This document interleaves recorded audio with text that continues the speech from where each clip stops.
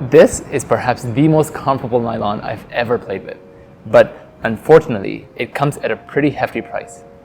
Let me explain. It's like you put on earplugs and industrial earmuffs on at the same time.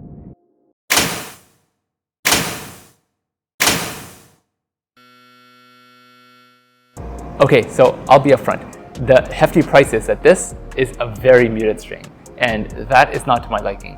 But that doesn't mean that this is a write-off, because as is often the case, the devil is in the details. In fact, I'm pretty sure I'm going to be recommending this to a whole lot of people. So let me try and explain to you what I felt when I played with this. This is supposed to have a silicone-based coating on it to make it slick. And yeah, it is a very slick string. You feel that right as you take it out of the package. But unfortunately, this doesn't translate too well onto the court because as soon as I started hitting, the strings got stuck out of place. There's two parts to my disappointment here. One is that my expectations were set too high just because of how slick the string was when I was stringing with it. The second, which I will talk more about later, is that this kind of a low friction coating is really meant to perform the best when you hybrid evolution with a poly. In reality, the strings did move less than they would have if I was playing with my favorite synthetic cut, which is the Gozen OG Sheep Micro.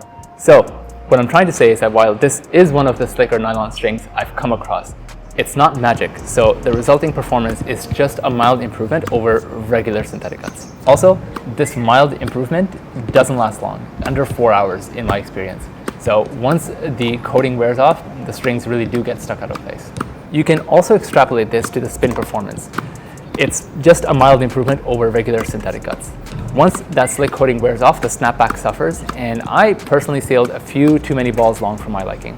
Personally, I don't think people with a spin-focused game are looking at an all-nylon setup to begin with, but I wanted to mention this.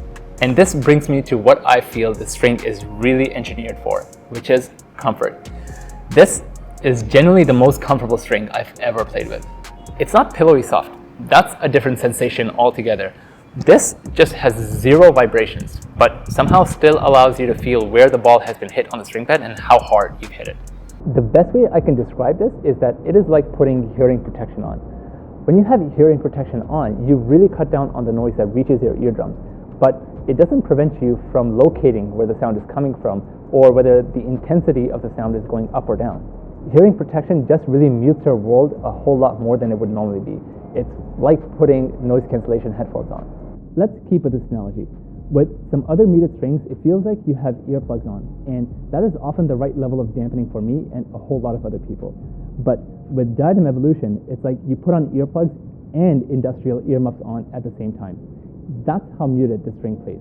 This normally wouldn't work, but with Evolution, it's a bit more nuanced due to what I'm going to call its higher than average stiffness. If you set aside its muted nature for just a moment, this thing feels like somewhere between a synthetic gut and a very soft poly.